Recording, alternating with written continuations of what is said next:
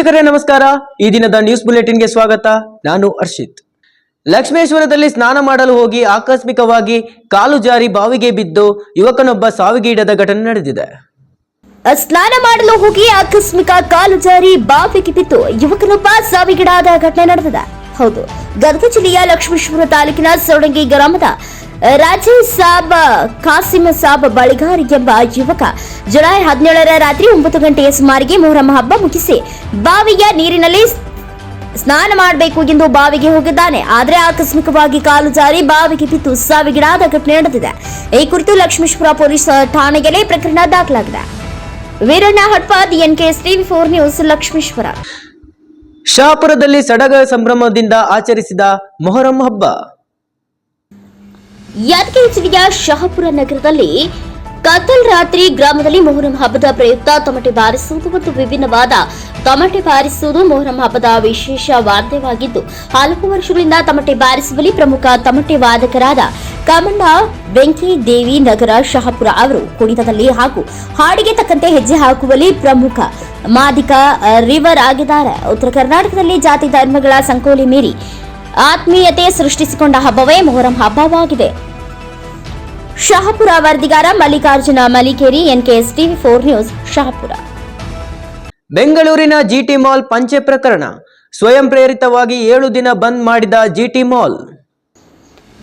GT mall ಪಂಚೆ ಪ್ರಕರಣ. ಸ್ವಯಂ ಪ್ರೇರಿತವಾಗಿ 7 ದಿನ ಬಂದ್ ಮಾಡಿದ GT ಮಾಲ್. ಫಕೀರಪ್ಪ ಅವರಿಗೆ ಕ್ಷಮೆ ಕೋರಿ ಸ್ವಯಂ ಪ್ರೇರಿತವಾಗಿ ಮಾಲ್ ಕ್ಲೋಸ್ ಮಾಡಿದ ಮಾಲೀಕ ಪ್ರಶಾಂತ್. GT ಮಾಲ್ ಮಾಲೀಕ ಪ್ರಶಾಂತ್ ತೀರ್ಮಾನದ ಬಳಿಕ ಪಾಲಿಕೆಯಿಂದಲೂ ಸೀಲ್. ಮಾಲ್ನ ಮೇನ್ ರೋಡ್ ಲಾಕ್ ಮಾಡಿ ಸೀಲ್ ಮಾಡಿದ ಪಾಲಿಕೆ 1.78 ಕೋಟಿ ಆಸ್ತಿ ತೆರಿಗೆ ಬಾಕಿ ಪಾವತಿ ಉಳಿಸಿಕೊಂಡಿರುವ GT ಮಾಲ್. 2 ವರ್ಷದಿಂದ ಆಸ್ತಿ ತೆರಿಗೆ ಕಟ್ಟದೆ ಬಾಕಿ ಉಳಿಸಿಕೊಂಡಿರೋ GT ಮಾಲ್ ತೆರಿಗೆ ಕಟ್ಟುವಂತೆ ನೋಟಿಸ್ ನೀಡಿದರೂ ತೆರಿಗೆ ಕಟ್ಟದೆ ನಿರ್ಲಕ್ಷ್ಯ. ಹೀಗಾಗಿ ನಿನ್ನೆ ಸಂಜೆ 7 ಗಂಟೆ ವೇಳೆಗೆ BBMP ಕಂದಾಯ ಅಧಿಕಾರಿಗಳಿಂದ ಸೀಲ್. ದಕ್ಷಿಣ ವಿಭಾಗದ ಜಂಟಿ ಆಯುಕ್ತರ ಆದೇಶದ ಮೇರೆಗೆ ಮಾಲ್ ಕ್ಲೋಸ್ ಮಾಡಿ ಸೀಲ್ ಮಾಡಿರುವ ಅಧಿಕಾರಿಗಳು. BBMP ಕಾಯ್ದೆ 2020ರ ಕಲಂ 156ರ ಅಡಿಯಲ್ಲಿ ಮಾಲ್ ಲಾಕ್ ಮಾಡಿರೋ BBMP ಟೀಮ್ 2023-24ನೇ ಸಾಲಿನ 1,78,23,560 ಕೋಟಿ ರೂಪಾಯಿ ಆಸ್ತಿ ತೆರಿಗೆ ಬಾಕಿ ಇದ್ದು, ಪ್ರಸಕ್ತ ಸಾಲಿನಲ್ಲಿ 1,78,23,560 ಆಸ್ತಿ ತೆರಿಗೆ ಪಾವತಿಸಬೇಕಿದೆ. ಆಸ್ತಿ ತೆರಿಗೆ ಪಾವತಿ ಮಾಡುವವರೆಗೂ GT ಮಾಲ್ ಕ್ಲೋಸ್ ಸಾಧ್ಯತೆ. Vedamurthy, NKS TV4 news, Bengaluru. ನಾಯಕನಹಟ್ಟಿಯ ತಿರುಚಿ ಪ್ರೌಢಶಾಲೆಯಲ್ಲಿ ಸಾರ್ವತ್ರಿಕ ಚುನಾವಣೆ ಮಾದರಿಯಂತೆ ಶಾಲಾ ಸಂಸತ್ ಚುನಾವಣೆ ಪ್ರಕ್ರಿಯೆ ನಡೆಯಿತು. ನಾಯಕನಹಟ್ಟಿ ಹೋಬಳಿಯ ಮಲ್ಲೂರಹಳ್ಳಿ ಗ್ರಾಮದ ತಿರುಚಿ ಪ್ರೌಢಶಾಲೆಯಲ್ಲಿ ಸಾರ್ವತ್ರಿಕ ಚುನಾವಣೆ ಮಾದರಿಯಂತೆ ಶಾಲಾ ಸಂಸತ್ ಚುನಾವಣಾ ಪ್ರಕ್ರಿಯೆ ನಡೆಯಿತು. ಶಾಲಾ ಮೈದಾನದಲ್ಲಿ ವಿದ್ಯಾರ್ಥಿಗಳು ಪ್ರಚಾರ ನಡೆಸಿ ತಮಗೆ ಮತ ಹಾಕುವಂತೆ ಮತದಾರರನ್ನ ಮನವೊಲಿಸುತ್ತಿರುವುದು ದೃಶ್ಯಗಳಲ್ಲಿ ಗಮನ ಸೆಳೆದವು. ಸಾರ್ವತ್ರಿಕ ಚುನಾವಣೆ ಮಾದರಿಯಂತೆ ಶಾಲಾ ಸಂಸತ್ ಚುನಾವಣೆಯಲ್ಲಿ ನಾಮಪತ್ರ ಸಲ್ಲಿಕೆ, ನಾಮಪತ್ರ ವಾಪಸ್ ಪಡೆಯುವುದು, ನಾಮಪತ್ರ ಪರಿಶೀಲನೆ, ಅಂತಿಮವಾಗಿ ಚುನಾವಣಾ ಕಣದಲ್ಲಿ ಉಳಿದ ಅಭ್ಯರ್ಥಿಗಳ ಘೋಷಣೆ, ಚುನಾವಣಾ ಪ್ರಚಾರ, ಚುನಾವಣೆ ದಿನಾಂಕ ಪ್ರಕಟಣೆ ಎಲ್ಲಾ ಪ್ರಕ್ರಿಯೆಗಳು ವ್ಯವಸ್ಥಿತವಾಗಿ ಜರುಗುವ ಮೂಲಕ ವಿದ್ಯಾರ್ಥಿಗಳಿಗೆ ಚುನಾವಣೆಯ ಅರಿವು ಮೂಡಿಸುವುದು. ಚುನಾವಣೆಯಲ್ಲಿ ಮತದಾನಕ್ಕೆ EVM ಬಳಸುವ ರೀತಿಯಲ್ಲಿ ಮೊಬೈಲ್ ವೋಟಿಂಗ್ ಆಪ್ ಮೂಲಕ ವಿದ್ಯಾರ್ಥಿಗಳು ಮತದಾನ ಮಾಡಿದರು. EVMನಲ್ಲಿ ಇರುವಂತೆ ನೋಟಾವು ಸೇರಿದಂತೆ 16 ವಿದ್ಯಾರ್ಥಿಗಳ ಫೋಟೋ ಸಹಿತ ಮೊಬೈಲ್ನಲ್ಲಿ ಸೆಟ್ಟಿಂಗ್ ಮಾಡಲಾಗಿತ್ತು. ಚುನಾವಣೆ ನಡೆಯುವ ಪೂರ್ವದಲ್ಲಿ EVM ಮಷಿನ್ನಲ್ಲಿರುವ ಬ್ಯಾಲೆಟಿಂಗ್, ಕ್ಲೋಸ್, ರಿಸಲ್ಟ್, ಕ್ಲಿಯರ್ ಬಟನ್ಗಳನ್ನ ಯಾವ ರೀತಿ ಕೆಲಸ ಮಾಡುತ್ತವೆ ಎಂಬ ಸಂಪೂರ್ಣ ಮಾಹಿತಿಯನ್ನು ವಿದ್ಯಾರ್ಥಿಗಳಿಗೆ ಸಹ ಶಿಕ್ಷಕರಾದ ಪಾರ್ವತಯ್ಯ PM ಮಾಹಿತಿ ನೀಡಿದರು. ಮುಖ್ಯ ಚುನಾವಣಾ ಅಧಿಕಾರಿಯಾಗಿ ಮುಖ್ಯ ಶಿಕ್ಷಕರಾದ ಗಿರಿ ನಾಯಕ್ ಕರ್ತವ್ಯ ನಿರ್ವಹಿಸಿದ್ರು. ಮತಗಟ್ಟೆಗೆ ಎಲ್ಲ ಕಾರ್ಯಕರ್ತರನ್ನ ವಿದ್ಯಾರ್ಥಿಗಳೇ ನಿರ್ವಹಿಸಿದ್ರು. ಈ ಸಮಯದಲ್ಲಿ ಶಿಕ್ಷಕರಾದ ವೀರೇಶ್ GN ನಾಗರಾಜ್ ಮತ್ತು ಓಬಣ್ಣ ಬಿಸಿಯೂಟದ ಕಾರ್ಯಕರ್ತರು, ವಿದ್ಯಾರ್ಥಿನಿಯರು ಉಪಸ್ಥಿತರಿದ್ದರು. Harish, NKS TV4 news, Nayakanahatti. ಕನ್ನಡಿಗರ ಉದ್ಯೋಗ ಮೀಸಲು ಮಸೂದೆಗೆ ಖಾಸಗಿ ಕಂಪನಿಗಳ ವಿರೋಧವನ್ನು ಖಂಡಿಸಿ ಕನ್ನಡ ರಕ್ಷಣಾ ಮತ್ತು ಸಾಂಸ್ಕೃತಿಕ ವೇದಿಕೆಯಿಂದ ಚಳ್ಳಕೆರೆಯಲ್ಲಿ ಪ್ರತಿಭಟನೆ ಮಾಡಲಾಯಿತು. ಕನ್ನಡಿಗರ ಉದ್ಯೋಗ ಮೀಸಲು ಮಸೂದೆಗೆ ಖಾಸಗಿ ಕಂಪನಿಗಳ ವಿರೋಧವನ್ನು ಖಂಡಿಸಿ ಕನ್ನಡ ರಕ್ಷಣಾ ಮತ್ತು ಸಾಂಸ್ಕೃತಿಕ ವೇದಿಕೆಯಿಂದ ಪ್ರತಿಭಟನೆ. ರಾಜ್ಯದಲ್ಲಿ ಖಾಸಗಿ ಕಂಪನಿಗಳು ಕನ್ನಡಿಗರಿಗೆ ಉದ್ಯೋಗ ಅವಕಾಶವನ್ನು ಕಲ್ಪಿಸಲು ವಿರೋಧ ವ್ಯಕ್ತಪಡಿಸುತ್ತಿರುವುದನ್ನು ಖಂಡಿಸಿ ಗುರುವಾರ ಕನ್ನಡ ರಕ್ಷಣಾ ಮತ್ತು ಸಾಂಸ್ಕೃತಿಕ ವೇದಿಕೆ ವತಿಯಿಂದ ತಾಲೂಕು ಕಚೇರಿ ಮುಂದೆ ಪ್ರತಿಭಟನೆ ನಡೆಸಲಾಯಿತು. ಇನ್ನು ಈ ವೇಳೆ ಮಾತನಾಡಿದ ಕನ್ನಡ ರಕ್ಷಣಾ ಮತ್ತು ಸಾಂಸ್ಕೃತಿಕ ವೇದಿಕೆ ಅಧ್ಯಕ್ಷ ಕೊರ್ಲಕುಂಟೆ ತಿಪ್ಪೇಸ್ವಾಮಿ, ಹೊರದೇಶ ಹಾಗೂ ರಾಜ್ಯಗಳಿಂದ ಬಂದಂತಹ ಖಾಸಗಿ ಕಂಪನಿಗಳು ರಾಜ್ಯದ ನೆಲ, ಜಲ, ವಿದ್ಯುತ್ ಬಳಸಿಕೊಂಡು ಕಂಪನಿಗಳನ್ನ ನಡೆಸುತ್ತಿವೆ. ಆದರೆ ಕನ್ನಡಿಗರಿಗೆ ಉದ್ಯೋಗ ನೀಡುವಾಗ ಮಾತ್ರ ತಾರತಮ್ಯ ಮಾಡುತ್ತಿರುವುದನ್ನ ಖಂಡನೀಯ. ಕೇಂದ್ರ ಹಾಗೂ ರಾಜ್ಯ ಸರ್ಕಾರಗಳು ಖಾಸಗಿ ಕಂಪನಿಗಳ ಬೇಡಿಕೆಗಳನ್ನ ಈಡೇರಿಸಲು ಮಾತ್ರ ಮುಂದಾಗುತ್ತಿವೆ. ಮುಂದೊಂದು ದಿನ ಇಂತಹ ಧೋರಣೆಗಳಿಂದ ಬಹುದೊಡ್ಡ ಕೊತ್ತನ್ನ ತರುತ್ತದೆ ಎಂಬುದನ್ನ ಸರ್ಕಾರಗಳು ಮನಗಾಣಬೇಕಿದೆ.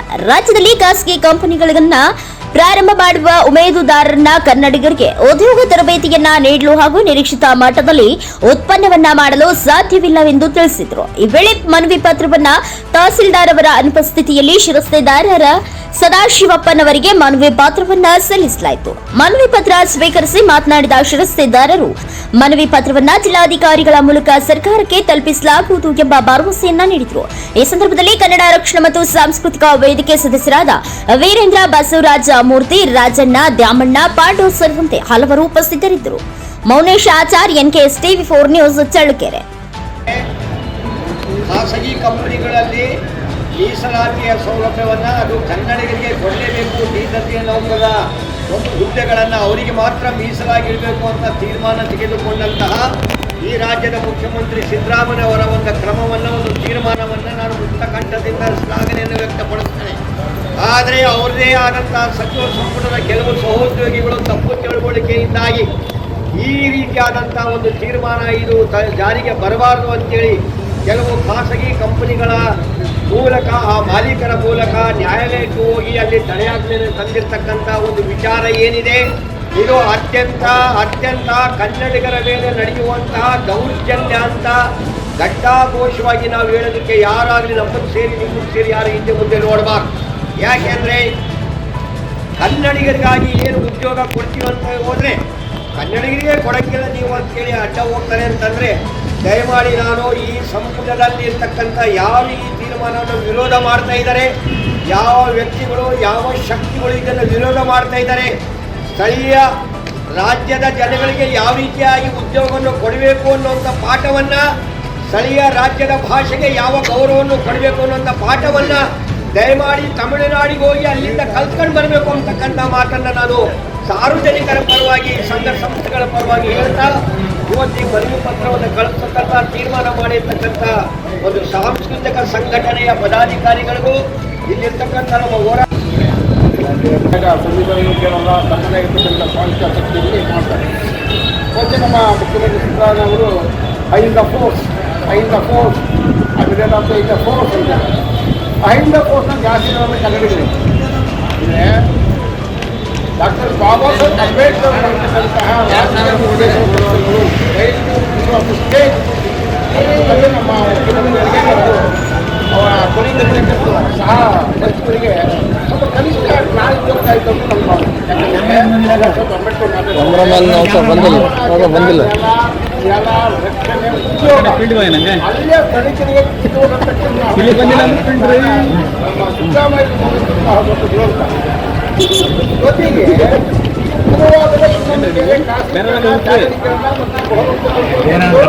ಎಸ್ಟಾಬ್ಲಿಷ್ಮೆಂಟ್ ಮಾಡುತ್ತಂದ್ರೆ ಗುರುವಾದವನ್ನ ಆ ನಾಡಿನ ಮೂಲ ವಾರಸವನ್ನ ಆರ್ಥಿಕವಾಗಿ ಒಂದು ಅದನ್ನು ಕೊಡ್ತಕ್ಕಂಥ ಒಂದು ಕ್ರಿಯೆ. ಇಂಡಸ್ಟ್ರಿಯಲ್ಲಿ ಒಂದು ಕರ್ನಾಟಕದಲ್ಲಿ ನಿಂತಾಗ ಇಲ್ಲಿಯ ಸಂಸ್ಕೃತಿ, ಇಲ್ಲಿಯ ಭಾಷೆ, ಇಲ್ಲಿಯ ಎಲ್ಲ ರೀತಿಯ ಮಾನವ ಸಂಬಂಧಗಳ ಒಂದು ಪಾತ್ರ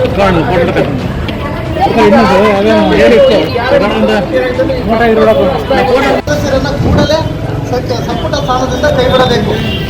ಕನ್ನಡ ನಾಡಿನ ವಿರೋಧಿ ತನದ ಜನಪ್ರತಿನಿಧಿಗಳಿಗೆ ಚುನಾವಣೆಯಲ್ಲಿ ಅವಕಾಶವನ್ನು ಕೂಡ ತಡೆ ಹಿಡಿಯಬೇಕು. ನಾಡಿನ ಜನರು ಕಟ್ಟುವ ತೆರಿಗೆ ಹಣದಲ್ಲಿ ಸೌಲಭ್ಯಗಳನ್ನು ಬಳಸಿಕೊಂಡು ಸ್ಥಾಪಿಸುವ ಖಾಸಗಿ ಕಂಪನಿಗಳಲ್ಲಿ ಕನ್ನಡಿಗರಿಗೆ ಉದ್ಯೋಗ ನೀಡುವುದು ಕಡ್ಡಾಯವಾಗಬೇಕು. ಸಾಮಾಜಿಕ ನ್ಯಾಯ ಆಡಳಿತದಲ್ಲಿ ಯಶಸ್ವಿಯಾಗಿರುವ ಮಾನ್ಯ ಸಿದ್ದರಾಮಯ್ಯನವರೇ ಆಡಳಿತ ವಿಶ್ವಾಸ ಪಡೆದು ಕನ್ನಡಿಗರ ಉದ್ಯೋಗ ಮೀಸಲು ಮಸೂದೆಯನ್ನು ತಕ್ಷಣವೇ ಜಾರಿಯಾಗುವಂತೆ ಕಾಪಾಡಿಕೊಳ್ಳಬೇಕು. ರಾಜ್ಯದಲ್ಲಿ ಸ್ಥಾಪನೆ ಮಾಡುವ ಖಾಸಗಿ ಕಂಪನಿಗಳಿಗೆ ಸ್ಥಳೀಯ ಕಾನೂನುಗಳ ನಿಯಂತ್ರಣ ಮಾಡಲೇಬೇಕು. ರಾಷ್ಟ್ರೀಯ ಪಕ್ಷಗಳ ಆಡಳಿತದಿಂದ ಪ್ರಾದೇಶಿಕತೆ ಎನ್ನುವುದನ್ನು ದೂರ ಮಾಡಬೇಕು. ಚಳ್ಳಕೆರೆ ತಾಲೂಕಿನಲ್ಲಿ ಸ್ಥಾಪನೆ ಸ್ಥಳೀಯರಿಗೆ ಉದ್ಯೋಗ ಮತ್ತು ಸರ್ಕಾರಿ ಉದ್ಯೋಗ ಸಿಗುವಂತಹ ಅವಕಾಶಗಳನ್ನು ಕೂಡ ಕಲ್ಪಿಸಬೇಕು ಅನ್ನುವಂತಹ ಮನವಿ ಈ ಹೊತ್ತಲ್ಲಿ ಕನ್ನಡಿಗರ ಬಹುಪಕ್ಷಗಳ ಬೇಡಿಕೆ ಆಗಿರ್ತಕ್ಕಂಥ ಮೀಸಲು ಖಾಸಗಿತನದ ಮೀಸಲು ಕೂಡ ಜಾರಿ ಆಗಬೇಕಂತ ಏನು ಈ ತಾಲೂಕಿನ ಕನ್ನಡ ರಕ್ಷಣಾ ಮತ್ತು ಸಾಂಸ್ಕೃತಿಕ ವೇದಿಕೆ ಮತ್ತು ಎಲ್ಲ ಈ ಭಾಗದ ಸಾಮಾಜಿಕ ಹೋರಾಟಗಾರರು ಮತ್ತು ಕನ್ನಡಾಭಿಮಾನಿಗಳ ಸಹಯೋಗದಲ್ಲಿ ಈ ರಾಜ್ಯದ ಮಾನ್ಯ ಮುಖ್ಯಮಂತ್ರಿಗಳಿಗೆ ಒಂದು ಮನವಿ ಪತ್ರವನ್ನು ಕಳಿಸುವಂತಹ ತುರ್ತು ಪರಿಸ್ಥಿತಿ ನಮ್ಮ ಕನ್ನಡಿಗರಿಗೆ ಬಂದಿರತಕ್ಕಂಥದ್ದು ಒಂದು ದುರ್ದೈವ ಅಂತ ನಾನು ಭಾವಿಸ್ತೇನೆ. ಏನಿವತ್ತು ಆಡಳಿತ ಸರ್ಕಾರಗಳು ಖಾಸಗಿತನವನ್ನು ಬಲವರ್ಧನೆ ಮಾಡುವಂತಹ ನಿಟ್ಟಿನಲ್ಲಿ ತನ್ನ ಆಡಳಿತವನ್ನು ಬಳಸಿಕೊಳ್ತಾ ಇದ್ದಾರೆ. ಅಂತಹ ಖಾಸಗಿತನ ರಾಜ್ಯ ಮತ್ತು ಕೇಂದ್ರ ಸರ್ಕಾರಗಳಿಗೆ ಬಹುದೊಡ್ಡ ಕುತ್ತನ್ನು ತರ್ತದೆ ಅನ್ನೋದನ್ನು ಅವರು ಮನಗಾಡಬೇಕಾಗಿದೆ. ಈ ಆಡಳಿತ ಸರ್ಕಾರಕ್ಕೆ ಮತ್ತು ಜನಪ್ರತಿನಿಧಿಗಳಿಗೆ ಒಂದು ಮಾತನ್ನು ಹೇಳಬಯಸ್ತೀವಿ ನಾವು. ಈ ರಾಜ್ಯದಲ್ಲಿ ಒಂದು ಖಾಸಗಿ ಕಂಪನಿಯನ್ನು ಸ್ಥಾಪನೆ ಮಾಡೋಕ್ಕೆ ಬರ್ತಕ್ಕಂಥ ಯಾವುದೇ ಒಬ್ಬ ಹೊರ ರಾಜ್ಯದ ಕಂಪನಿಯ ಉದ್ದಿಮೆದಾರರು ಅಲ್ಲಿನ ಭೂಮಿಯನ್ನು, ಅಲ್ಲಿನ ನೀರನ್ನು, ಅಲ್ಲಿನ ಇತರೆ ವಿದ್ಯುತ್ ಸೌಲಭ್ಯಗಳನ್ನೇನು ಒತ್ತಿಗೆ ತರಲ್ಲ. ಈ ಕನ್ನಡ ನಾಡಿನ ನೆಲವನ್ನು ಬಳಸಿಕೊಂಡು ಅವರು ಖಾಸಗಿತನದ ಕಂಪನಿಗಳನ್ನು ಪ್ರಾರಂಭ ಮಾಡ್ತಾರೆ. ಅಂತಹ ಖಾಸಗಿತನದ ಕಂಪನಿಗಳನ್ನು ಪ್ರಾರಂಭ ಮಾಡ್ತಕ್ಕಂಥ ಉದ್ದಿಮೆದಾರರು ಇಲ್ಲಿನ ಕನ್ನಡಿಗರಿಗೆ ನಾವು ಉದ್ಯೋಗ ಕೊಡಲ್ಲ ಅನ್ನುವಂಥದ್ದು ಎಷ್ಟು ನ್ಯಾಯ? ಅವರಿಗೆ ನಾವು ಭಾಷೆಯನ್ನು ಕಲಿಸ್ಕೊಳ್ಳೋಕ್ಕಾಗಲ್ಲ, ಅವರಿಗೆ ನಾವು ತರಬೇತಿಯನ್ನು ಕೊಡಲಿಕ್ಕಾಗಲ್ಲ, ನಮ್ಮ ಒಂದು ನಿರೀಕ್ಷಿತ ಮಟ್ಟದ ಉತ್ಪನ್ನ ನಾವು ತಯಾರು ಮಾಡಲಿಕ್ಕಾಗಲ್ಲ ಅನ್ನುವಂತಹ ಮಾತನ್ನು ಹೇಳ್ತಾರೆ ಅನ್ನೋದಾದರೆ, ಹಾಗಾದರೆ ಈ ಕನ್ನಡಿಗರು ಯಾವ ಕೆಲಸಕ್ಕೂ ಕೂಡ ಬಾರದೇ ಇರೋರು ಅನ್ನೋ ಭಾವನೆ ಅವ್ರಿಗೆ ಬಂದಿದೆ. ಆದರೂ ಕೂಡ ಅಂತಹ ಖಾಸಗಿ ಕಂಪನಿಗಳು ಇವತ್ತು ಆಡಳಿತ ಸರ್ಕಾರಗಳನ್ನು ನಿಯಂತ್ರಣ ಮಾಡ್ತವೆ ಅನ್ನೋದಕ್ಕೆ ಮೊನ್ನೆ ದಿನ ಏನು ನಮ್ಮ ಕನ್ನಡತನದ ಮೀಸಲಾತಿ ಮಸೂದೆ ಜಾರಿ ಆಗಲಿಕ್ಕೆ ಸಿದ್ದರಾಮಯ್ಯ ಮಾನ್ಯ ಸಾಮಾಜಿಕ ಆಡಳಿತದಲ್ಲಿ ಹೆಸರುವಾಸಿ ಪಡೆದಂಥ ಮಾನ್ಯ ಸಿದ್ದರಾಮಯ್ಯ ಅವರ ಸರ್ಕಾರದಲ್ಲಿ ಕೆಲವು ಸಚಿವರೇ ಈ ಮಸೂದೆ ಜಾರಿಗೆ ಒಪ್ಪಲಿಲ್ಲ ಅಂತ. ಹಾಗಾಗಿ ಅದನ್ನು ನಾವು ಜಾರಿ ಮಾಡಲಿಕ್ಕೆ ಆಗಲ್ಲ ಅಂತ ತೀರ್ಮಾನ ತಗೊಂಡಿದ್ದು ಅತ್ಯಂತ ಕನ್ನಡಿಗರಿಗೆ ಖಂಡನೀಯ. ಈ ಕೂಡಲೇ ಅದು ಯಾರು ಆ ರೀತಿ ವಿರೋಧ ಮಾಡಿದಂಥ ಸಚಿವರು ಅವರ ಹೆಸರುಗಳನ್ನು ಕೂಡ ಬಹಿರಂಗಪಡಿಸಬೇಕು ಮತ್ತು ಅಂಥವರನ್ನು ಸಚಿವ ಸಂಪುಟದಿಂದಲೂ ಕೂಡ ಕೈ ಬಿಡಬೇಕು ಅಂತೇಳಿ ಒತ್ತಡ ಮಾಡುವುದರ ಮುಖೇನ ಅಂತಹ ನಾಡಿನ ಒಂದು ಬದ್ಧತೆ ಇಲ್ಲದೆ ಇರ್ತಕ್ಕಂಥವರು ಜನಪ್ರತಿನಿಧಿ ಆಗಲಿಕ್ಕೆ ಅವರು ಯಾವುದೇ ಅರ್ಹತೆ ಇರುವುದಿಲ್ಲ. ಅಂಥವರನ್ನು ಚುನಾವಣೆಯನ್ನು ಕೂಡ ಸ್ಪರ್ಧೆ ಮಾಡುವಂಥ ಅವಕಾಶಗಳನ್ನು ಕೂಡ ತಡೆ ಹಿಡಿದುಕೊಳ್ಳುವಂಥದ್ದು ಕೂಡ ಹೇಳ್ತಾ ಈ ಸಂದರ್ಭದಲ್ಲಿ ಏನು ನಮ್ಮ ಒಂದು 5-6 ಬೇಡಿಕೆಗಳ ಈ ಮನವಿ ಪತ್ರವನ್ನು ಶ್ರೀ ಕ್ಷೇತ್ರ ಧರ್ಮಸ್ಥಳ ಗ್ರಾಮೀಣಾಭಿವೃದ್ಧಿ ಯೋಜನೆಯಡಿ ಪುನಶ್ಚೇತನಗೊಳಿಸಲಾದ ಚಿಂತಾಮಣಿ ತಾಲೂಕಿನ ಅಟ್ಟೂರ ಗ್ರಾಮದ ಕೆರೆಯನ್ನು ಲೋಕಾರ್ಪಣೆಗೊಳಿಸಲಾಯಿತು. ಚಿಂತಾಮಣಿ ತಾಲೂಕಿನ ಆಟೂರು ಕೆರೆ ಲೋಕಾರ್ಪಣೆ. ಶ್ರೀ ಕ್ಷೇತ್ರ ಧರ್ಮಸ್ಥಳ ಗ್ರಾಮಾಭಿವೃದ್ಧಿ ಯೋಜನೆಯ ಪುನಶ್ಚೇತನೀಕರಣಗೊಳಿಸಲಾದ ಚಿಂತಾಮಣಿ ತಾಲೂಕಿನ ಆಟೂರು ಗ್ರಾಮದ ಕೆರೆಯನ್ನ ಲೋಕಾರ್ಪಣೆಗೊಳಿಸಲಾಯಿತು. ಈ ವೇಳೆ ಆಗಮಿಸಿದ ಗಣ್ಯರು ಕೆರೆಯ ಪುನಶ್ಚೇತನ ಕಾಮಗಾರಿಯ ಶಿಲಾನ್ಯಾಸವನ್ನ ಅನಾವರಣ ಮಾಡಿದರು. ಇದೇ ವೇಳೆ ಮಾತನಾಡಿದ ಸ್ಥಳೀಯ ಮುಖಂಡರು ಹಾಗೂ ದಾನಿಗಳು ಆದ ವೆಂಕಟೇಶಪ್ಪ, ಧರ್ಮಸ್ಥಳ ಕ್ಷೇತ್ರದ ಧರ್ಮಾಧಿಕಾರಿ ಪೂಜ್ಯ ಶ್ರೀ ವೀರೇಂದ್ರ ಹೆಗಡೆ ಅವರ ನೇತೃತ್ವದಲ್ಲಿ ಸಮಾಜಮುಖಿ ಕಾರ್ಯಕ್ರಮಗಳನ್ನು ಮಾಡುತ್ತಾ ಯಾವುದೇ ಫಲಾಪೇಕ್ಷೆ ಇಲ್ಲದೆ ಮಾಡುತ್ತಿರುವುದು ಮೆಚ್ಚುಗೆಗೆ ಪಾತ್ರವಾಗಿದೆ ಎಂದರು. ಈ ಸಂದರ್ಭದಲ್ಲಿ ಕೆರೆ ಅಭಿವೃದ್ಧಿ ಸಮಿತಿ ಅಧ್ಯಕ್ಷ ಶಿವಶಂಕರ, ತಾಲೂಕು ಯೋಜನಾಧಿಕಾರಿ ವಿನೋದ್, ಕೃಷಿ ಇಲಾಖೆಯ ಮೇಲ್ವಿಚಾರಕ ಹರೀಶ್, ಗ್ರಾಮ ಪಂಚಾಯತ್ ಸದಸ್ಯ ಅಚ್ಚಪ್ಪ ಸೇರಿದಂತೆ ಸಾರ್ವಜನಿಕರು ಉಪಸ್ಥಿತರಿದ್ದರು. Ravikumar, NKS TV 4 news, Chintamani.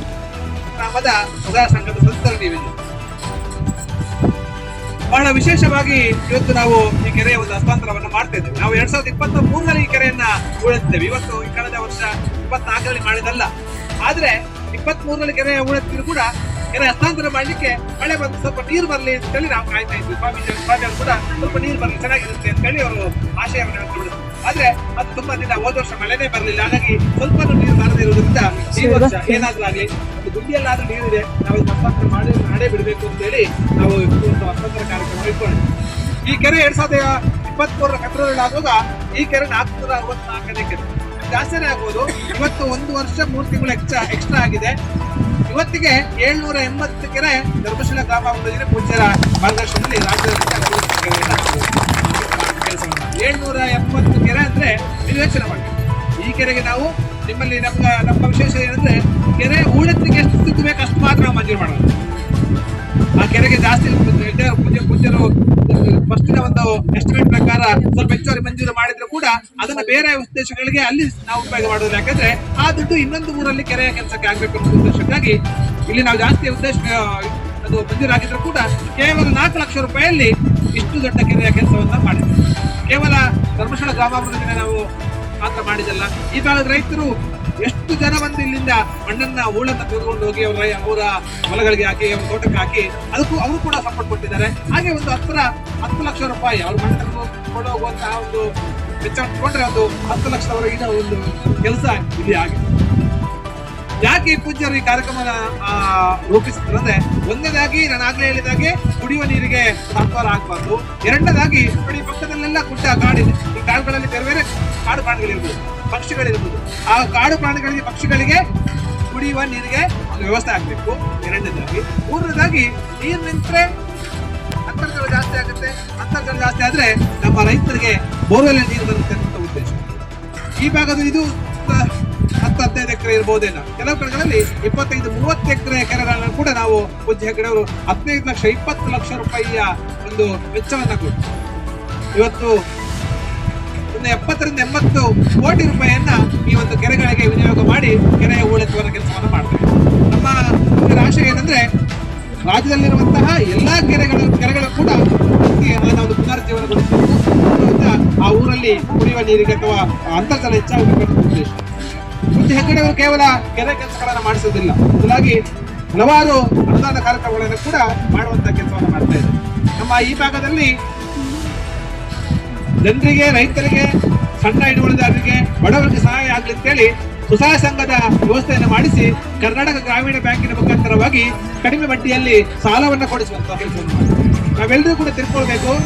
Dharmasthala ಕೆಲವರು ತಿಳಿಯದವರು ಅರ್ಧಂಬರ್ಧ ತಿಳಿದವರು ಹೇಳ್ತಾರೆ, ಧರ್ಮಸ್ಥಳದ ಉಂಡಿಯಿಂದ ತಂದು ಲೋನ್ ಕೊಡ್ತಾರೆ ಅಂತೇಳಿ. ಒಂದೇ ಒಂದು ಪೈಸೆ ಕೂಡ ಧರ್ಮಸ್ಥಳದ ಉಂಡಿಯಿಂದ ಸಾಲ ಕೊಡೋದಿಲ್ಲ. ನೇರವಾಗಿ ಕರ್ನಾಟಕ ಬ್ಯಾಂಕ್ ತಳಗಬಾರ ಬ್ರಾಂಚ್ ಇಂದ ನಿಮ್ಗೆಲ್ಲರಿಗೂ ಕೂಡ ಬ್ಯಾಂಕಿನ ಒಪ್ಪಂದದೊಂದಿಗೆ ಬಿಸ್ನೆಸ್ ಕರೆಸ್ಪಾಂಡೆನ್ಸ್ ಮಾದರಿಯಲ್ಲಿ ಸಾಲವನ್ನು ಕೊಡಿಸುವಂತ ಕೆಲಸವನ್ನು ಮಾಡ್ತಾರೆ. ಅದಕ್ಕೆ ಏನಿದ್ರು ಕೂಡ ಬಡ್ಡಿಯನ್ನು ಕಟ್ಟೋದು ಮತ್ತೊಂದೆಲ್ಲವೂ ಕೂಡ ಬ್ಯಾಂಕಿಗೆ ಸಲ್ಲಿಕೆ ಆಗುತ್ತೆ. ಬ್ಯಾಂಕಿನವರು ಸಂಸ್ಥೆಯ ನಿರ್ವಹಣಾ ವೆಚ್ಚಗಳಿಗೆ ಸರ್ವಿಸ್ ಚಾರ್ಜ್ ಕೊಡುವಂತ ಕೆಲಸವನ್ನು ಮಾಡ್ತಾರೆ.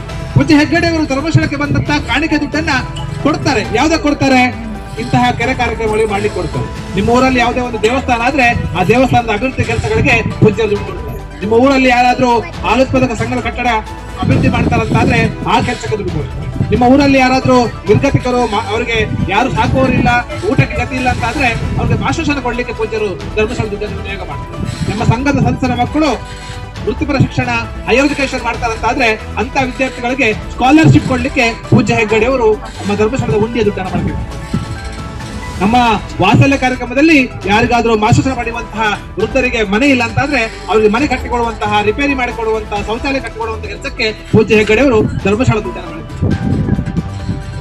ಎಲ್ಲವೂ ಕೂಡ ಕ್ಷೇತ್ರದಿಂದ ಏನು ಕಾಣಿಕೆ ರೂಪಾಯಿ ನಾವೇ ನೀವೆಲ್ಲ ಹೋಗಿ ಕಾಣಿಕೆಗೆ ಅರ್ಪಣೆ ಮಾಡಿ ಬರುವಂತಹ ದುಡ್ಡನ್ನ ಒಟ್ಟು ಮಾಡಿ ಇಂತಹ ಸಮಾಜ ಕಾರ್ಯಕ್ರಮಗಳಿಗೆ ಕೊಡುವಂತ ಕೆಲಸವನ್ನ ಪೂಜ್ಯ ಹೆಗ್ಗಡೆ ಮಾಡ್ತಾ ಇದ್ದಾರೆ. ಈ ಬ್ಯಾಂಕಿಂಗ್ ವ್ಯವಸ್ಥೆ, ನಮ್ಮ ಸಂಘದ ಸಾಲದ ವ್ಯವಸ್ಥೆ ಎಲ್ಲವೂ ಕೂಡ ರಿಸರ್ವ್ ಬ್ಯಾಂಕ್ ಆಫ್ ಇಂಡಿಯಾದ ಬಿಸಿನೆಸ್ ಕರೆಸ್ಪಾಂಡೆನ್ಸ್ ಮಾದರಿಯಲ್ಲಿ ನಿಮಗೆ ಸಂಘ ಮತ್ತು ಬ್ಯಾಂಕಿಗೆ ಒಪ್ಪಂದ ಮಾಡಿ ನಾವೊಂದು ಲಿಂಕ್ ಮಾಡುವಂತಹ, ಬ್ಯಾಂಕ್ ಲಿಂಕೇಜ್ ಮಾಡುವಂತಹ ಸಂಸ್ಥೆಯಾಗಿ ನಮ್ಮ ಧರ್ಮಸ್ಥಳ ಸಂಸ್ಥೆ ಕೆಲಸ ಮಾಡ್ತೀವಿ. ಬೇರೆ ಮೈಕ್ರೋ ಫೈನಾನ್ಸ್ ಸಂಸ್ಥೆಗಳು ಕೂಡ ಸ್ವಲ್ಪ ಸಾಲವನ್ನು ಕೊಡ್ತಾರೆ, ರಿಕವರಿ ಮಾಡ್ತಾರೆ. ಬಡ್ಡಿ ಬಗ್ಗೆ ನಾನು ಹೇಳೋದಿಲ್ಲ, ನಿಮಗೆ ಗೊತ್ತಿರ್ಬೋದು ಎಷ್ಟು ಬಡ್ಡಿ ಆಗ್ತದೆ.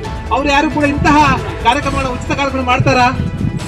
ಕೆರೆ ಕೆಲಸವನ್ನ ಮಾಡ್ಲಿಕ್ಕೆ ಯಾವುದೋ ಒಂದು ಫೌಂಡೇಶನ್ ಇದ್ದಾರೆ, ಹಿಂದೆ ಮಾಡಿದವರು ಇದ್ದಾರೆ. ಕೆರೆ ಕೆಲಸ ಅದು ಸಪರೇಟ್ ಆಗಿ. ಮೈಕ್ರೋ ಫೈನಾನ್ಸ್ ಅಥವಾ ಬಡ್ಡಿ ವ್ಯವಹಾರ ಮಾಡುವವರು ಯಾರು ಕೂಡ ಇಂತಹ ಉಚಿತವಾದ ಅನುದಾನ ಕಾರ್ಯಕ್ರಮ ಕೊಡುವಂತ ಕೆಲಸವನ್ನು ಮಾಡೋದಿಲ್ಲ. ಅದನ್ನು ಮಾಡುವವರು ಇದ್ರೆ ಪೂಜ್ಯ ಧರ್ಮಸ್ಥಳದ ಧರ್ಮಾಧಿಕಾರಿಗಳು ಡಾಕ್ಟರ್ ಡಿ ವೀರೇಂದ್ರ ಹೆಗ್ಗಡೆ ಅವರು ಹೇಳಿಕೆ ಖಂಡಿತವಾಗಿ ನನಗೆ ಹೆಮ್ಮೆ. ಪ್ರತಿಯೊಂದು ಕೆಲಸದಲ್ಲೂ ಇವತ್ತು ಶಾಲೆಗಳಿಗೆ ಬೆಂಚ್ ಡೆಸ್ಕ್ ಇಲ್ಲ ಅಂತಾದ್ರೆ ಅದನ್ನು ಕೂಡ ಒಂದು ವರ್ಷಕ್ಕೆ ಒಂದೊಂದು ಜಿಲ್ಲೆಗೆ ಕೊಡುವಂತ ಕೆಲಸವನ್ನು ಮಾಡ್ತಾರೆ. ಬಹುಶಃ ಈ ವರ್ಷ ನಮಗೆ ನಮ್ಮ ಬೆಂಗಳೂರು ಪ್ರಾದೇಶಿಕ ವ್ಯಾಪ್ತಿ ಕೊಡ್ತಾರಂತ ಹೇಳಿ ಒಂದು ಅವಕಾಶ ಇದೆ. ಇದ್ರೆ ಈ ಭಾಗದಲ್ಲಿ ಕೂಡ ನಾವು ಅದನ್ನು ಒದಗಿಸುವಂತ ಕೆಲಸವನ್ನು ಮಾಡ್ತೇವೆ. ಶಾಲೆಯಲ್ಲಿ ವಿದ್ಯಾರ್ಥಿಗಳಿದ್ದಾರೆ, ಶಾಲೆ ಇದೆ, ಟೀಚರ್ಸ್ ಇಲ್ಲ ಅಂತಾದ್ರೆ ಜ್ಞಾನದೀಪ ಅನ್ನುವಂತಹ ಒಂದು ಕಾರ್ಯಕ್ರಮದಲ್ಲಿ ಧರ್ಮಸ್ಥಳದಿಂದ ಸ್ವಯಂ ಸೇವಕರನ್ನು ಆಯ್ಕೆ ಮಾಡಿ ಅವರಿಗೆ ಸಂಬಳ ಕೊಟ್ಟು ಆ ಟೀಚರ್ ಅನ್ನ ಒದಗಿಸುವ ಒಂದು ಕೆಲಸವನ್ನು ಕೂಡ ಪೂಜ್ಯ ಹೆಗ್ಗಡೆ ಅವರು ಮಾಡ್ತಾ ಇದ್ದಾರೆ. ಅದ್ರ ಜೊತೆಗೆ ಸಂಘದ ವ್ಯವಸ್ಥೆ ಇವೆಲ್ಲರೂ ಕೂಡ ಇವತ್ತು ನಮ್ಮ ಸೇವಾ ಪ್ರತಿಗಳಿಗೆ ಮಾತಿಗೆ ಒಗ್ಗಟ್ಟು ತೊಳಗವಾರದಿಂದ ಕೈವಾರದಿಂದ ಸಂತಕಲ್ಲಿಂದೆಲ್ಲ ಬಂದು ರೈಲ್ವೆ ಸ್ಟೇಷನ್ ಸಮೀಪದಲ್ಲಿ ಟ್ರ್ಯಾಕ್ ಮೇಲೆ ಮದ್ಯ ಸೇವನೆ ಮಾಡಿ ಮಲಗಿದ್ದ 3 ಯುವಕರ ಮೇಲೆ ರೈಲು ಸಂಚರಿಸಿದ ಪರಿಣಾಮ ಸ್ಥಳದಲ್ಲಿ 3 ಯುವಕರು ಮೃತಪಟ್ಟಿದ್ದಾರೆ. ಗಂಗಾವತಿ ನಗರದ ರೈಲ್ವೆ ಸ್ಟೇಷನ್ ಸಮೀಪದಲ್ಲಿ ಟ್ರ್ಯಾಕ್ ಮೇಲೆ ಮದ್ಯ ಸೇವನೆ ಮಾಡಿ ಮಲಗಿದ್ದ 3 ಯುವಕರ ಮೇಲೆ ರೈಲು ಸಂಚರಿಸಿದ ಪರಿಣಾಮ ಸ್ಥಳದಲ್ಲಿಯೇ 3 ಮೃತಪಟ್ಟಿದ್ದಾರೆ. ಗುರುವಾರ ರಾತ್ರಿ 10 ಗಂಟೆ ಸುಮಾರಿಗೆ ಈ ಘಟನೆ ನಡೆದಿದ್ದು ನಗರದ ಕಿಲ್ಲಾ ಏರಿಯಾದ ಮೌನ ಶ್ರೀನಿವಾಸ್ ಬೈಲ್ ಪತ್ತಾರ್, ಅಡ್ನೂರು ಗೌರಮ್ಮ ಕ್ಯಾಂಪಿನ ಸುನೀಲ್ ತಿಮ್ಮಣ್ಣ ಹಾಗೂ ಹಿರೇಜಂತ್ಕಲ್ನ ವೆಂಕಟ ಭೀಮರಾಯ ಮಂಗಳೂರು ಮೃತಪಟ್ಟಿದ್ದಾರೆ. ಯುವಕರು ರೈಲ್ವೆ ಹಳಿ ಮೇಲೆ ಮದ್ಯ ಸೇವನೆ ಮಾಡಿದ ಅಮಲಿನಲ್ಲಿ ಹಳಿ ಮೇಲೆ ಮಲಗಿದ್ರು. ಇದೇ ಸಮಯಕ್ಕೆ ಹುಬ್ಬಳ್ಳಿಯಿಂದ ಸಿಂಧನೂರಿಗೆ ತೆರಳುವ ರೈಲು ಯುವಕರ ಮೇಲೆ ಹರಿದು ಹೋಗಿದೆ. ರೈಲು ಹರಿದ ರಭಸಕ್ಕೆ ಸ್ಥಳದಲ್ಲಿಯೇ ಮೃತಪಟ್ಟ ಘಟನೆ ನಡೆದಿದೆ. ಈ ಬಗ್ಗೆ ಗದಗ ರೈಲ್ವೆ ಪೊಲೀಸ್ ಠಾಣೆಯಲ್ಲಿ ಪ್ರಕರಣ ದಾಖಲಾಗಿದೆ. Sharanappa, Gangavati, NK24 news bureau, Koppal. ಜಿಲ್ಲೆಯಿಂದ ಬಂದ ಅಧಿಕಾರಿಗಳು ಜಾಗ ವೀಕ್ಷಣೆ ಸಲುವಾಗಿ ಇಳಕಲ್ಗೆ ಆಗಮಿಸಿದ ವಿವಿಧ ಇಲಾಖೆಗಳ ಅಧಿಕಾರಿಗಳ ನಿಯೋಗ ಬಂದಂತಹ ಸಂದರ್ಭದಲ್ಲಿ ಕಾಂಗ್ರೆಸ್ ಬಿಜೆಪಿ ಸದಸ್ಯರಿಂದ ಪರವಿರೋಧ ಚರ್ಚೆ ನಡೆಯಿತು. ಜಿಲ್ಲೆಯಿಂದ ಬಂದ ಅಧಿಕಾರಿಗಳು ಜಾಗ ವೀಕ್ಷಣೆ ಸಲುವಾಗಿ ಆಗಮಿಸಿದ ವಿವಿಧ ಇಲಾಖೆಗಳ ಅಧಿಕಾರಿಗಳ ನಿಯೋಗ ಬಂದಂತ ಸಂದರ್ಭದಲ್ಲಿ ಕಾಂಗ್ರೆಸ್ ಬಿಜೆಪಿ ಸದಸ್ಯರಿಂದ ಪರವಿರೋಧ.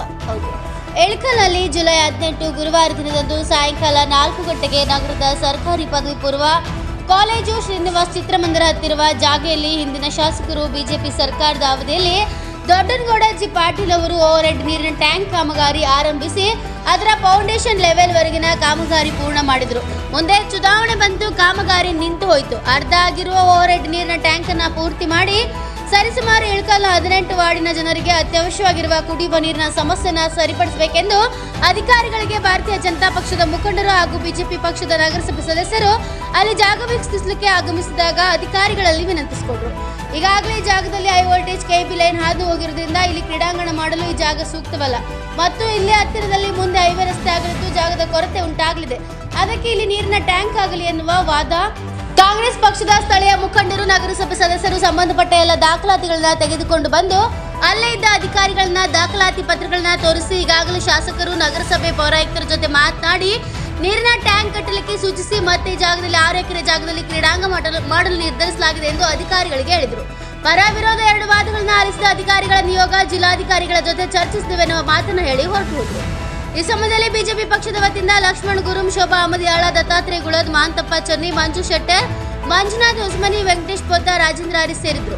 ಕಾಂಗ್ರೆಸ್ ಪರವಾಗಿ ಶಿವಾನಂದ್ ಮುಚ್ಕಂಡಿ, ಶಬ್ಬೀರ್ ಭಗವಾನ್, ಸುರೇಶ್ ಜಂಗ್ಲಿ, ಮಲ್ಲಿ ಮಡವಾಳರ್, ವಿದ್ಯಾಧರ್ ಗೋಟೂರ್, ಮಲ್ಲೇಶ್ ಮುದುಗಲ್ ಸೇರಿದಂತೆ ಇನ್ನು ಅನೇಕರು ಉಪಸ್ಥಿತರಿದ್ದರು. ಶಿವಯ್ಯ, ಕೆಂಬಾವಿ ಮಠ, NK24 ನ್ಯೂಸ್ ಬ್ಯೂರೋ, ಇಳಕಲ್.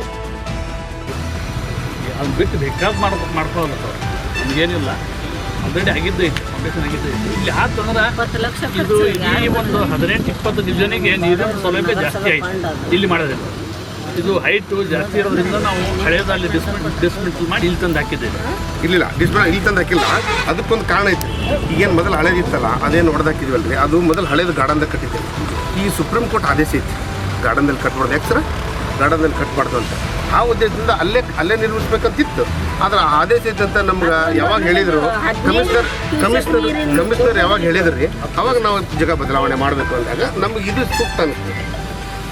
ಅಲ್ಲಿದ್ದ ಜಾಗ ಏನೈತಲ್ಲ ಅಲ್ಲೇ ಮಾಡ್ಬೋದಿತ್ತು, ಅದು ಗಾರ್ಡನ್ ಜಾಗದಾಗಿತ್ತು. ಸರ್ ನಿಮಗೆ ದಯವಿಟ್ಟು ಇಷ್ಟ ಇವತ್ತು ಮೇಡಮ್ ಮಾಡ್ಯಾರಿ 2 ಡೇಟ್ ಲಾಸ್ಟ್ ವೀಕ್ ಕೊಟ್ಟೆ. ನಾನು ಬೆಂಗಳೂರು ಜಸ್ಟ್ ಬಂದ ಹಾಕಿದ ಮೇಲೆ ಸ್ವಲ್ಪ ಒಂದು ನನಗಾಗಿಲ್ಲ ಮೆಂಬರ್ಸ್ ಎಲ್ಲ ಬೇಕು. ಅದೇ ಸರ್ ಇದು ಏನು ಸ್ವಲ್ಪ ಹೇಳಿದ್ರು ಅವಶ್ಯ 12/2/2023 ಇಲ್ಲಿ ದುಂದು ಪೂಜೆ ಮಾಡಿಸಿ ಇದನ್ನು ಸ್ಟಾರ್ಟ್ ಮಾಡಿ ಸರ್. ಅವಾಗ ನಗರಸಭೆ ಪ್ರೆಸಿಡೆಂಟ್ ಅಂತ ಹೆಸರಿತ್ತು, ಇವತ್ತಾರಲ್ಲಿ ಚಿಂಚುಡಿನೂ ಐತೆ ಸರ್. ಆ ನಂತರ 30/8 ಭೂ ಸ್ವಾಧೀನ ಅಂತ ಕೇಸಿ ಕ್ರೀಡಾ ಇಲಾಖೆಗೆ ಬಿಟ್ಕೊಟ್ಟ. ಆ ಮೊದಲು ಇದ್ದಿಲ್ಲ ಸರ್. ಇಲ್ಲಿಗೆ ಅದು ಕ್ಲಿಯರ್ ಇದಕ್ಕೆ ನಾವು ಇಲ್ಲಿ ಮಾಡಿದ್ವಿ ಸರ್. ಮತ್ತು ಮಾಡಿದ್ವಿ ಸರ್. ಬರ್ರಿ ಮೇಡಮ್, ಬರ್ರಿ ನಾವು ಮಾಡಿದಾಗ ಏನು ಫ್ಯಾಕ್ಟ್ ಅಂತ ಹೇಳ್ಬೇಕು ಸರ್ಗೆ. ಮತ್ತು ಆದ್ರೂ ಸರ ಇಲ್ಲಿ ಹಂಗೇನು ಕ್ರೀಡಾಂಗಣ ನಮಗೆ ಒಟ್ಟಿಗೆ ಇತ್ತು ಅಂದ್ರೆ ನಾವು ಯಾರು ಮಾಡ್ತಿಲ್ಲ. ನಮ್ಗೆ ಯಾಕಂದ್ರೆ ಸರ್ಕಾರ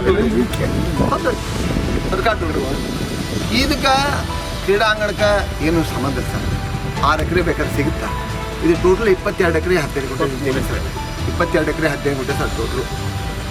ಈಗ ಇದೆಲ್ಲ ಈಗ ನಾವು ಮಾಡುವಂಥ ಕೆಲಸ ನೀರಂದ್ರೆ 18 ವಾರ್ಡ್ಗೆ ಸಪ್ಲೈ ಆಗುತ್ತೆ. ಇಡೀ ಇಳಕಲ್ಗೆ ಇಡೀ ಇಳಕಲ್ 18 ವಾರ್ಡ್ ಕುಂಚಿಗಲ್ಲಿ ಮತ್ತು ಬಸವನಗರ ಬೆಟ್ಟಿಗೆ ಇಷ್ಟೆಲ್ಲ ನೀರು ಇಷ್ಟೆಲ್ಲ ತ್ರಾಸ ಇದ್ದು ಸಹಿತ ಮತ್ತು ಇದನ್ನು ಬಂದ್ ಮಾಡ್ತಿರಲ್ಲ ಯಾವ?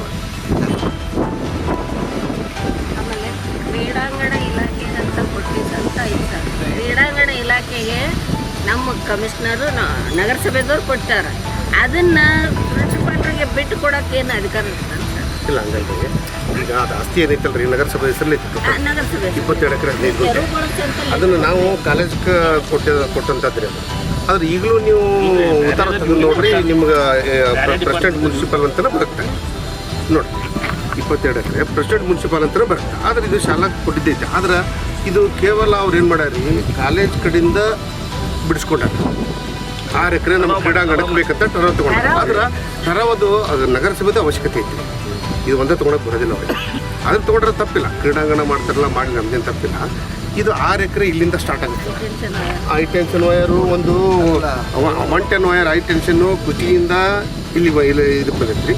ಒಂದು ಹುಡುಗಂದಿಂದ ಇಲ್ಲಿ ಬಂದೈತೆ. ಒಂದು ಆಫೀಸ್ಗೆ ಹೋಗುತ್ತೆ. ಅಲ್ಲಿದೆ ನೋಡಿ ಸರ್, ಆ ಸ್ಕೂಲ್ ಐತಲ್ಲ ಅಲ್ಲಿ ಕಟ್ಟಡ ಇದೆಯಲ್ಲ, ಅಲ್ಲಿಂದ ಹಿಡಿದು ಇಲ್ಲಿವರೆಗೆ ಹೆಂಡ್ರಿ ಆಯಿತು.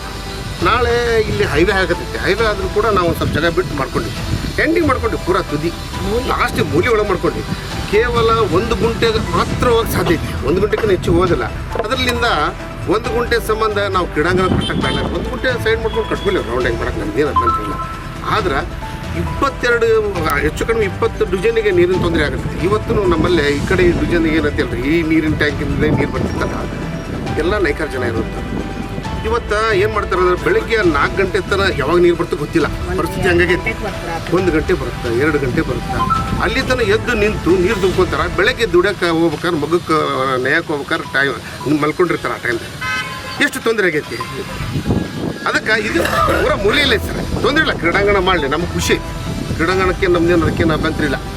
ಆದ್ರೆ ಕ್ರೀಡಾಂಗಣ ಮಾಡೋಕ್ಕೆ ಇದು ತೊಂದರೆ ಆಗುತ್ತೆ ರೀ. 110 ವಯರ್ ಮಧ್ಯದಲ್ಲಿ ಈ ಕ್ರೀಡಾಂಗಣ 6 ಎಕರೆ ಕೊಟ್ಟರೆ ಮಧ್ಯದಲ್ಲ 3 ವಯರ್. ಒಂದು ಕುಷ್ಟಿಯಿಂದ ಬಂದೈತೆ, ಒಂದು ಹುಡುಗದಿಂದ ಬಂದೈತೆ, ಒಂದು ಇದಕ್ಕೆ ಆಫೀಸ್ಗಳು ಅಲ್ಲ. ಒಂದು ಸೋಲಾರ್ದು 110 ಸರ, ಕುಷ್ಟಿಯಿಂದ 110 ಕೆವಿ ಬಂದು ಸರ. ಇಲ್ಲಿದ್ದು ಇಲ್ಕಲ್ಲಿದ್ದ ಕುಷ್ಟಿ ಇದಕ್ಕೆ ಹುಡುಗದಕ್ಕೆ 110 ಕೆವಿ ಐತಿ. ಹಿಂಗಾಗಿ ನಮ್ಗೆ ತೊಂದರೆ ಸರ್. ನಾವು ಅದನ್ನು ಮಾಡಬೇಡ ಅಂತ ನಾವು ಅನ್ನೋದು ಇಲ್ಲ. ಏನು ಅವರು ಮಾತ್ರ ಮಾಡ್ತಾರೆ. ನಮಗೆ ಕುಡಿಯುವಂಥ ನೀರಿನ ಕೆಲಸ ಆದ್ರೆ ಸಾಕು ನಮ್ಗೆ ಏನು ಮತ್ತೆ. ಆಲ್ರೆಡಿ ಇದಕ್ಕಾಗಲೇ 70 ಲಕ್ಷ ರೂಪಾಯಿ ಪೇಮೆಂಟ್ ಆಯಿತು. ಆಮೇಲೆ ಇದು ಮಾಡೋ ಟೈಮಿಗೆ ಅದಕ್ಕೆ ಸಂಬಂಧಪಟ್ಟ ಅಧಿಕಾರಿಗಳು ಎಲ್ಲರೂ ಬಂದಿದ್ರು. ಟೆಸ್ಟಿಂಗ್ ಮಣ್ಣನ್ನು ಒಯ್ದಿದ್ರು. ಒಯ್ದ ಮೇಲೆ ನಾವು ಕೆಲಸ ಸ್ಟಾರ್ಟ್ ಮಾಡಿದ್ವಿ ಸರ್. 12/2/2023 ಚಾಲು ಮಾಡಿದ್ದು ಸರ್. ಹಿಂದೆಲ್ಲೇ ಸ್ಟಾರ್ಟ್ ಆಯ್ತು ಸರ್. ಅದು ಬಿಟ್ಟರೆ ನಂತರ ಮತ್ತೆ ಒಂದು ತಿಂಗಳು ಅದು ಮಣ್ಣು ಟೆಸ್ಟ್ ಮಾಡಿ ಅದು ಎಲ್ಲ ಆದ ನಂತರ ಸ್ಟಾರ್ಟ್ ಆಯ್ತು ಸರ್. ಅವಾಗ ಹೇಳ್ಬೇಕಿತ್ತಲ್ಲ ಸ್ಕೂಲ್ದವ್ರು ಹೇಳ್ಬೇಕಿಲ್ಲ, ಯಾರು ಆಫೀಸರ್ ಹೇಳ್ಬೇಕಿತ್ತು, ಯಾರು ಹೇಳಿಲ್ಲ. ಸಂಬಂಧಪಟ್ಟ ಅಧಿಕಾರಿಗಳವರೇ ಹೇಳ್ಬೇಕು, ನಮ್ಮ ಗಮನಕ್ಕೆ ತರಬೇಕಾಗಿತ್ತು. School principal ಬಂದಾರಲ್ರಿ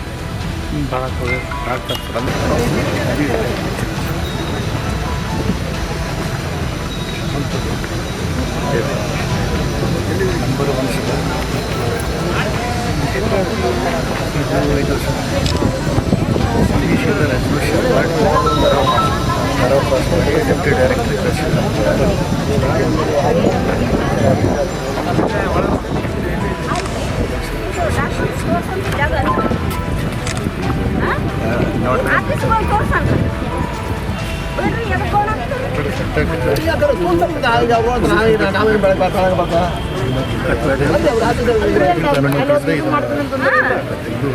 thank you.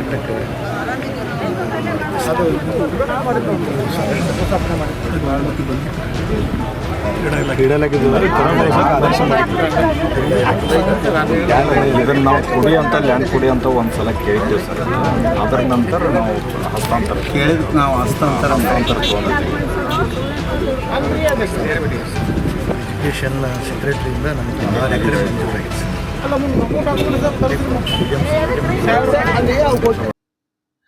ನೆಲಮಂಗಲದಲ್ಲಿ YouTuber ನೇಣಿಗೆ ಶರಣು, ಖಾಸಗಿ ಯೂಟ್ಯೂಬ್ ಚಾನೆಲ್ ನಡೆಸುತ್ತಿದ್ದ ವ್ಯಕ್ತಿ ಆತ್ಮಹತ್ಯೆ. ನೆಲಮಂಗಲದಲ್ಲಿ ಯೂಟ್ಯೂಬರ್ ನೇಣಿಗೆ ಶರಣು, ಖಾಸಗಿ ಯೂಟ್ಯೂಬ್ ಚಾನೆಲ್ ನಡೆಸುತ್ತಿದ್ದ ವ್ಯಕ್ತಿ ಆತ್ಮಹತ್ಯೆ ಮಾಡಿಕೊಂಡಿದ್ದಾರೆ.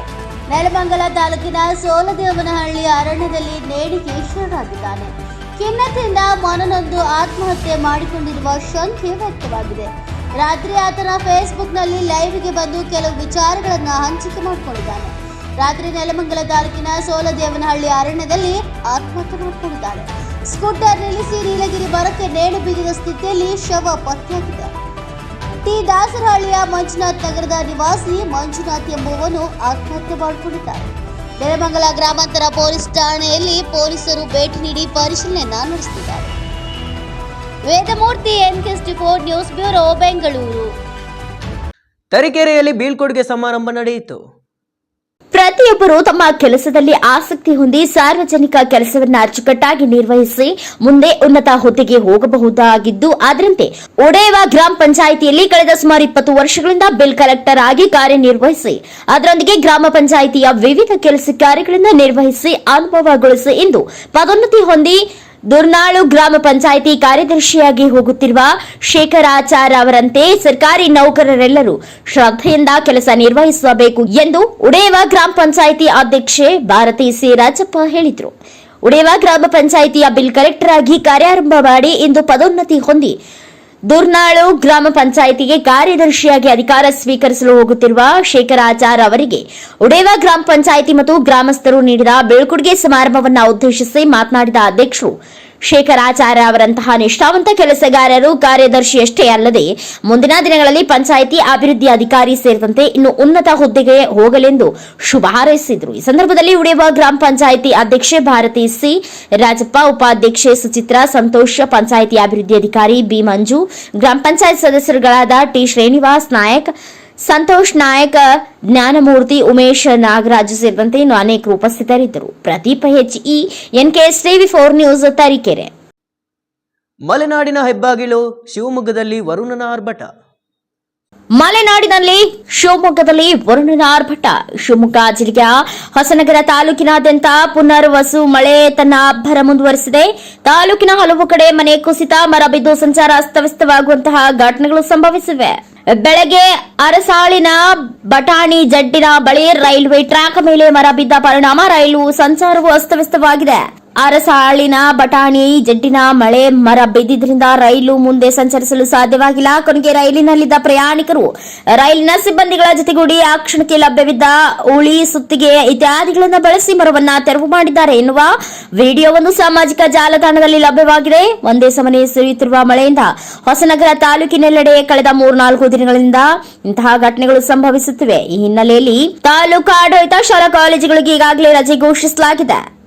Tanuj Kumar, NK64 news, Hosanagara.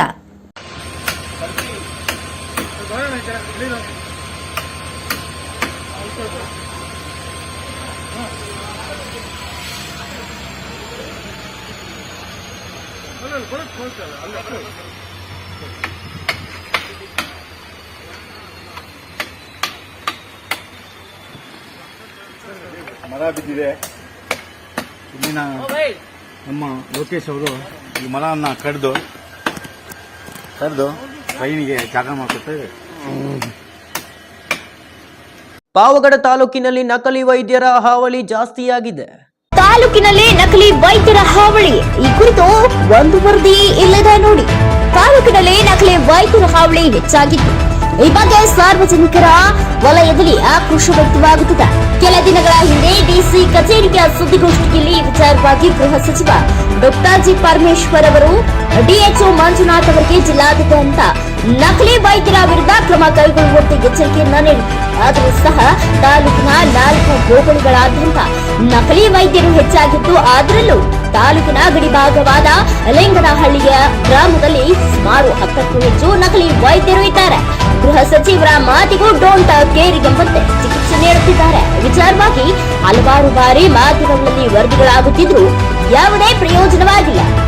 ಸಣ್ಣ ಪುಟ್ಟ ಕಾಯಿಲೆಗೂ ಸಹ ಹೈ ಡೋಸ್ ಚುಚ್ಚುಮದ್ದನ್ನ ನೀಡುವ ಮೂಲಕ ಜನರ ಜೀವನದ ಜೊತೆ ಚೆಲ್ಲಾಟವಾಡುತ್ತಿದ್ದಾರೆ. ಪ್ರಾಥಮಿಕ ಆರೋಗ್ಯ ಕೇಂದ್ರ ಇದ್ರೂ ಸಹ ಜನರು ಚಿಕಿತ್ಸೆಗೆ ಬರಲು ಹಿಂದೇಟು ಹಾಕಿದ್ದಾರೆ. ಜನರ ಮುಗ್ಧತೆಯನ್ನ ಬಂಡವಾಳ ಮಾಡಿಕೊಂಡಿರುವ ನಕಲಿ ವೈದ್ಯರು ತಾಲೂಕಿನ ಅತ್ಯಂತ ಬೇರು ಬಿಟ್ಟಿದ್ದಾರೆ. ಕೆಲವು ನಕಲಿ ವೈದ್ಯರು ಆಯುರ್ವೇದಿಕ ಔಷಧ ನೀಡುತ್ತಿದ್ದೇವೆ ಎಂಬ ನೆಪದಲ್ಲಿ ಆಲೋಪತಿ ಔಷಧಿಗಳನ್ನ ರೋಗಿಗಳಿಗೆ ನೀಡುತ್ತಿದ್ದಾರೆ. ಅಂತಹ ಕ್ಲಿನಿಕ್ಗಳನ್ನ ಗುರುತಿಸಿ ಜಿಲ್ಲಾ ಆರೋಗ್ಯ ಇಲಾಖೆ ನೋಟಿಸ್ಗಳನ್ನ ನೀಡಿ ಅವರ ವಿರುದ್ಧ ಕಠಿಣ ಕ್ರಮಕ್ಕೆ ಮುಂದಾಗಬೇಕಾಗಿದೆ. Anil Yadav, NKST4 news, Pavagada. ಇದಿಷ್ಟು ಈ ದಿನದ ನ್ಯೂಸ್ ಬುಲೆಟಿನ್. ನಿರಂತರ ಸುದ್ದಿಗಳಿಗಾಗಿ ನೋಡ್ತಾ ಇರಿ NKS TV4. ಇದು ನಿರಂತರ ಕಾರ್ಯಪಡೆ.